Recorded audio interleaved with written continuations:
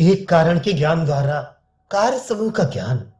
छंदों के उपनिषद में आरुणि ने बतलाया है कि कारण मिट्टी आदि के ज्ञान से कार्य का ज्ञान हो जाता है।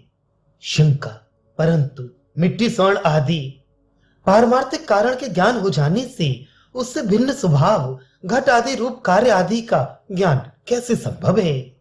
इसका उत्तर देते हैं।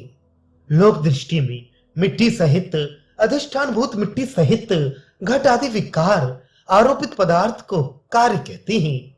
इसमें जो वास्तविक मिट्टी का भाग है उसका ज्ञान तो कारण के ज्ञान से ही हो जाता है।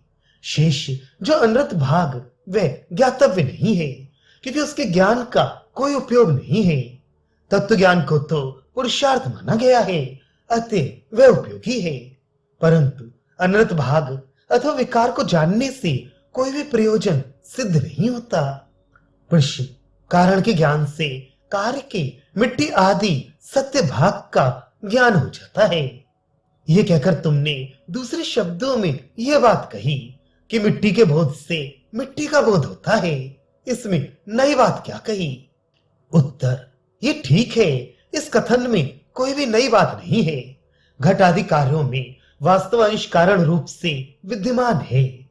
ऐसा जानने वाले को भले ही विस्मय ना हो, नई बात ना लगे, पर अन्य तत्व ज्ञान से शून्यों को तो विस्मय होगा ही। उसे कौन रोक सकता है?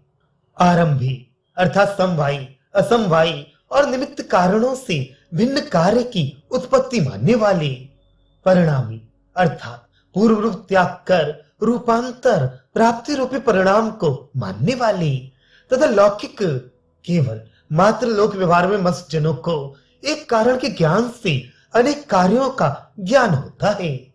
यह वाक्य सुनकर भारी विस्मय होता ही है।